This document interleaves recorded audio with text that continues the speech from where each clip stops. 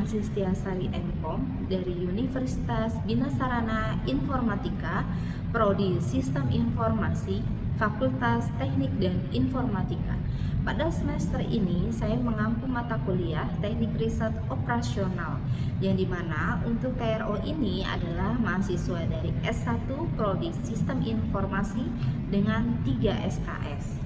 Untuk pencapaian pembelajaran TRO ini, bagaimana mahasiswa dapat menerapkan dan menjelaskan konsep teori dasar logika dan probabilitas, menganalisis data guna mendukung permodelan solusi menggunakan bahasa matematika yang sesuai, dan mahasiswa dapat berpikir kritis, mengidentifikasi akar masalah dan pemecahan yang secara komprehensif, serta mengambil keputusan yang tepat berdasarkan analisis informasi dan data.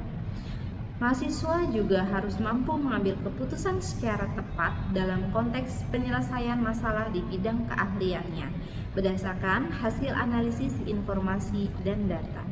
Untuk TRO ini, bobot penilaiannya adalah kehadiran 20%, tugas 25%, UTS 25%, dan UAS 30%. Untuk jenis asesmennya adalah tes tertulis.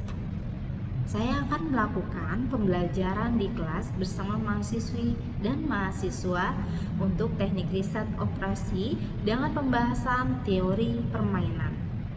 Terima kasih. Assalamualaikum warahmatullahi wabarakatuh. Waalaikumsalam warahmatullahi wabarakatuh. Selamat malam semuanya. Apa kabarnya? Alhamdulillah. Kita sudah pertemuan ke-12 untuk hari ini ya. Yaitu kita akan membahas mengenai teori permainan. Teori permainan ini akan saya bahas adalah teori murni ya. Teori permainan murni atau model 2-person zero sum atau permainan dengan pure strategi. Oke, sebelumnya untuk teori permainan ini apa? Teori permainan itu bagian dari ilmu pengetahuan yang berkaitan dengan pembuatan keputusan pada dua pihak atau lebih berada dalam kondisi persaingan atau konflik. ya, betul. Jadi teori permainan ini adalah ilmu pengetahuan yang berkaitan dengan pembuatan keputusan. Jadi gimana caranya perusahaan ini bisa mengambil keputusan dengan tepat gitu pada saat ada dua perusahaan atau dua belah pihak atau lebih dalam kondisi persaingan atau konflik gitu. Gimana sih caranya bersaing dengan sehat gitu kan ya di perusahaan-perusahaan ini. Nah, model teori permainan ini dapat dibedakan dalam beberapa cara ya, tergantung pada faktornya. Ada banyaknya pemain, jumlah keuntungan dan kerugian, banyaknya strategi yang dilakukan dalam permainan. Nah, yang akan kita bahas adalah permainan dengan pure strategi atau model 2-person zero sum. Apa sih kriteria dan langkah-langkah pada model permainan pure strategi ini? Kriteria maksimin untuk pemain yang memaksimumkan. Maksudnya adalah bagaimana sih perusahaan ini ada yang mau mencari keuntungan yang besar nih, besarnya itu seberapa nanti kayak gitu ya. Terus dapatkan nilai minimum dari masing-masing baris. Di cara perhitungannya, setiap barisnya kita akan mencari nilai minimum ya. Di setiap barisnya kita akan mencari mana yang nilainya minimum. Nilai terbesar dari nilai-nilai minimum adalah nilai maksimin. Setelah kita cari ini tadi, setiap barisnya kita cari yang nilai minimumnya berapa. Nanti dari nilai-nilai minimum ini kita lihat lagi nilai yang paling besar atau maksimumnya berapa. Itu adalah yang dikatakan maksimum gitu ya. Sehingga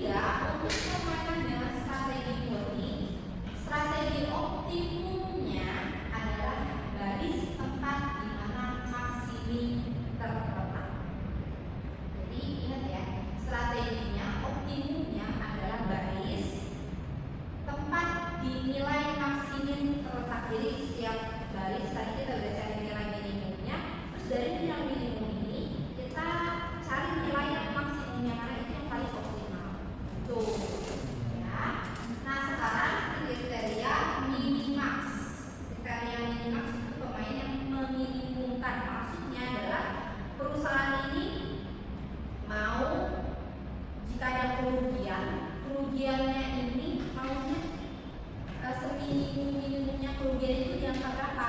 Nanti kayak gitu ya. Nah, dapatkan nilai maksimum kali ini kebalikannya. Jadi di setiap kolom, kalau tadi kan baris nilainya minimum, kalau ini kolom kita cari nilainya yang besar yang mana atau maksimum yang mana. Setelah dapat nilai maksimumnya, nanti nilai maksimum itu kita lihat nilai yang terkecilnya. Nilai terkecilnya itu ada di mana di kolom itu, gitu ya. Sehingga untuk permainan dengan strategi murni ini, strategi optimumnya dia bilang adalah kolom tempat di mana minimax terletak. Jadi kalau untuk kolom itu adalah optimumnya adalah kolom tempat nilai minimax terletak. Nah, nilai permainan diperoleh dari titik plana. Nanti ada titik plana. Kalau strategi murni ini ada titik plana namanya saddle point, yaitu saddle point apa? Yaitu titik keseimbangan atau titik temu, ya, keseimbangan antara nilai minimax dengan nilai maksimum. Jadi dengan catatannya kayak gimana? Gunakan kriteria minimax dan gunakan kriteria maksimum. Oke, jadi untuk nilai permainan strategi murni itu ada yang namanya saddle point atau titik plana. Jadi dia adalah keseimbangan antara nilai minimax dan maksimum. Ya, di sini ada contohnya nih di depan nih. Saya sudah buatkan contohnya. Nih, contohnya seperti ini. Di sini ada perusahaan A dan perusahaan B. Perusahaan A ada berapa? Dua. A1 dan A2. Perusahaan B ada berapa? B1, B2, ada tiga. Di sini ada nilai-nilainya nih, ya, nilai-nilai yang ada di perusahaan tersebut. Entah itu nanti nilainya mau mencapai keuntungannya yang seberapa rupiah atau kerugiannya sebesar berapa. Nah, tadi langkah-langkah dari teori permainan murni bagaimana untuk setiap barisnya kita cari nilai, kita cari minimum baris. Coba perusahaan A1 nilai minimumnya berapa? 1. Perusahaan A2 minimumnya berapa? 4. Nah, sekarang untuk kolom atau perusahaan B adalah mencari nilai maksimal kolom. Perusahaan B1 nilai maksimal kolomnya berapa? 8. B2 berapa? 9. B3 sudah ketemu ya nilai minimal dan maksimalnya. Setelah itu di setiap barisnya dari nilai minimum ini kita cari nilai yang besarnya yang mana antara 1 dan 4. Nilai yang paling maksimumnya yang mana? 4.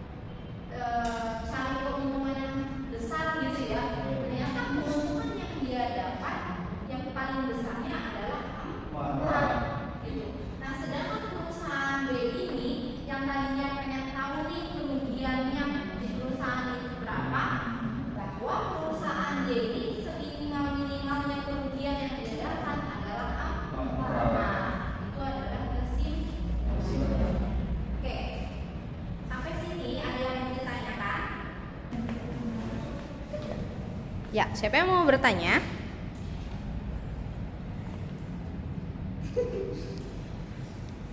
Saya Bu, Ya, Fadil.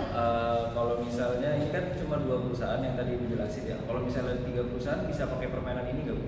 Bisa, untuk 3 perusahaan bisa. Ini kan ada 3 dan ada 2 ya. Pokoknya untuk beberapa perusahaan bisa, asalkan dia jika nilai saddle ada terdapat saddle point itu adalah permainan murni. Oke, makasih Bu. Saya mau tanya, Bu. Kalau misal ini kan nilainya nih masih, kalau nilainya pecahan misalnya. Pecahan Misalkan. tergantung perusahaannya, dia memiliki nominal berapa di perusahaan tersebut, atau dia mau memiliki keuntungan atau kerugian berapa nilainya gitu. Berarti tetap masih bisa pakai metode. Bisa. Oke, kalau